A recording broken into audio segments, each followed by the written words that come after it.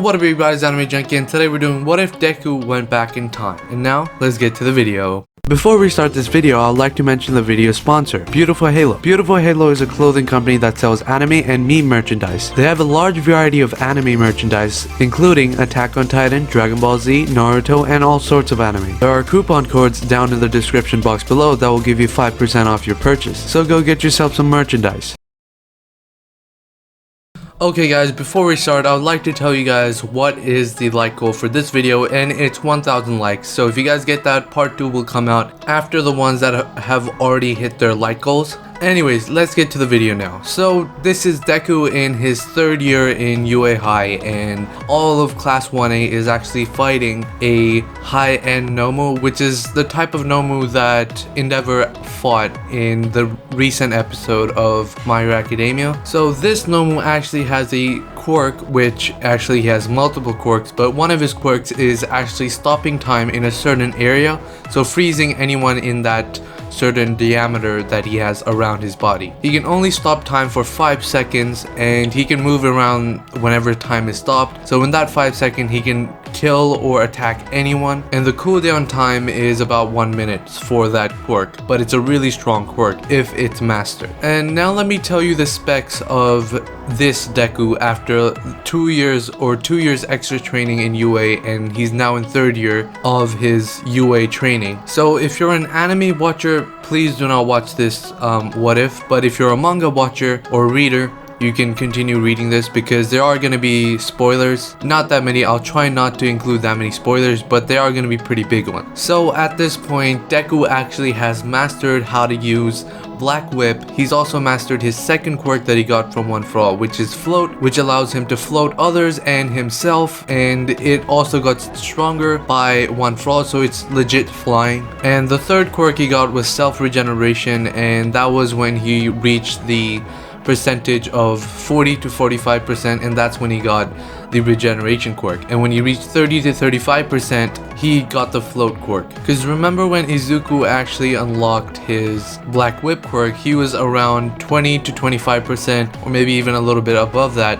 So I would just say every 10% which he masters, he gets another quirk. So for example, he got Black Whip when it was 20 to 25%, he'll get the float quirk when it was 30 to 35%, and he also got the self-regeneration quirk when he is 30 or 40 to 45%. And I think there are still 4 quirks that he needs to unlock, which I'm not sure if he will, but you guys can tell me which other quirks and make them support quirks. Like Black Whip is a support quirk which allows him to capture villains. Float is also a support quirk which allows him to fly and move in the air. Self-regeneration is also a support quirk. If he's injured, he can heal himself and continue fighting, but his main fighting weapon or main fighting quirk is One For All and the strength boost. So if you're gonna think of any quirks, think of quirks that can support him in battle or just becoming a hero. Okay, since I've told you everything about the skills, or actually I haven't told you everything about the skills, he also knows martial arts, only a little bit of martial arts, like fighting experience type of thing. Like Aizawa, he's probably taught him any martial arts, maybe even Gran Torino probably helped him out with his fighting style or something. So those types of martial arts, he has that. So he hasn't actually learned like full-on martial arts like karate, judo, taekwondo, or anything like that. He hasn't learned full-on martial arts, only just necessary moves in fighting. Okay, so now actually let's get to the battle where he's fighting the high-end Nomu with Bakugo and Todoroki. Everyone else is already taken out, so it's only these 3. Todoroki is fighting with his long range. Bakugo is also fighting with Deku in close range combat, or mid to long range combat. And Deku is the only one who's actually hitting because he has the punching force and the power to actually hit the villain or the Nomu. So they've teamed up together, and Izuku's about to do the final attack, but he's a little too slow, and the Nomu activates his time quirk, but so much energy actually bursts out of Izuku. And remember, Izuku at this point knows how to control 100% of One For All. So this is Izuku like stronger than All Might level with additional 3 quirks. So he goes for a 1,000,000% smash, which is going over his limit, and so much energy is coming off his body, it completely surrounds the limit of the time stopping ability and completely crushes the time in the area. So the time that is stopped inside the orb, it is completely crushed. And I'm not like anyone in university or studying any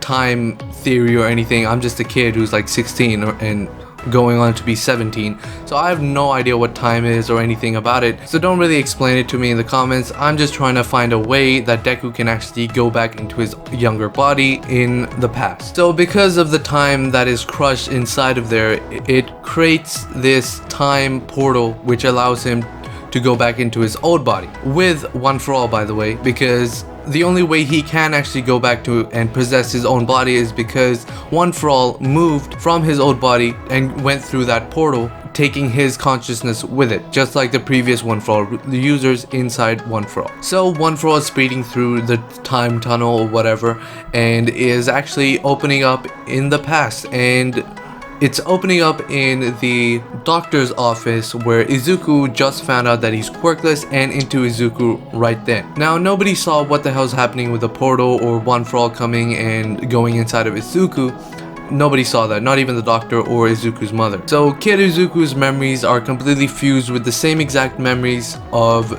the previous Izuku. So all 4 years of the memories that he already had from birth or whatever are fused with the same exact memories of the future Izuku, and it's like nothing happened, but the consciousness is of the future Izuku. Now let me tell you what actually happens to the future One For All. It actually is stored inside of Izuku because this body shouldn't really have One For All at all, and it doesn't have the DNA of All Might or the previous user to actually have One For All. So it's completely dormant and it's stuck inside this orb which it can't really break out of. Now the only way to unlock it is by getting the DNA of the current user of One For All. And when he does, he gets another set of One For All combining with the previous or the future one, and it becomes an even stronger One For All, which he might actually have full control over. Actually no, he might not actually have full control over it based on his body, but he might actually get stronger than his future self because he has a lot more time and he knows what's happening in the future. So Izuku wakes up, he's like looking all around, and then he sees the same doctor who creates the high-end Nomu. And this is a spoiler, so if anyone who isn't read the manga yet should probably get the hell out of here right now. So Izuku sees this and he's about to attack him, but then he underestimates how high he is and he trips and falls. He's like, what the hell's going on? Why am I so small? And the doctor and his mom didn't notice that he was about to attack the doctor, but his mom just sees that he's about to fall, so she grabs him and just like asks him, are you okay, Izuku? Because he just found out that he doesn't have a quirk and his dream of becoming a hero is completely destroyed. Izuku keeps looking around. He's like, wait, what the hell's going on? And he sees his mom. He's like, wait, mom, why are you skinny again? And then he looks down at himself and he's all small again. He's like, what the hell's going on? And then he realizes, wait, am I in an illusion or am I back in time? I shouldn't risk it, and maybe I should just play along with it and get out of here. So he looks up at his mom. He's like, yeah, I'm fine, mom. It doesn't matter if I don't have a quirk. I can still become a hero if I work hard. So I'm gonna train hard. So Inka looks at her son and he's like, and she's confused. It's like, wait, where this bravery and all this motivation is coming from? Because he was never like a motivated kid, but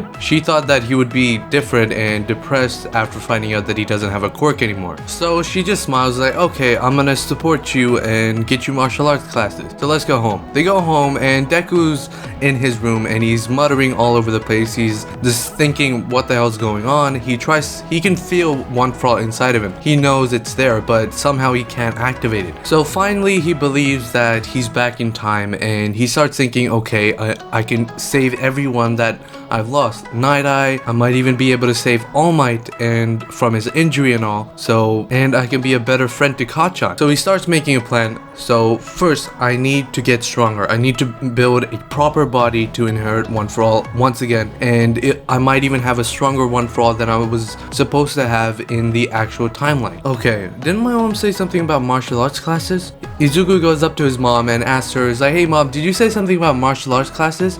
He's like, yeah, Izuku, I was just thinking that you wanted to train, so I thought you would need self-defense training. He's like, oh, that's a great idea. Can I actually go to a martial arts dojo? Inko agrees and she's really happy. I mean, her Izuku isn't really sad at all and he's happier than ever. And she's fine with supporting him and everything. So they check on the computer and they find this old rundown dojo near their house, but nobody's actually went in there, and they call it up because it's pretty cheap and they're running low on money. So they call the dojo, and an old man answers the phone and he's like, "Hello, Ryu's dojo here." So then they discuss that how his dojo works and the reason why he doesn't have so many kids there to learn, or anyone else any age there to learn, because he doesn't think of anyone as worthy enough to learn his martial arts, because it's a really strong martial arts. And as soon as Izuku hears this, he's like, "I don't know who this old man is, but if he does have a really strong martial arts, that could really help me in the future." So he's like, "Mom, I want to go to this dojo," and they agree to meet up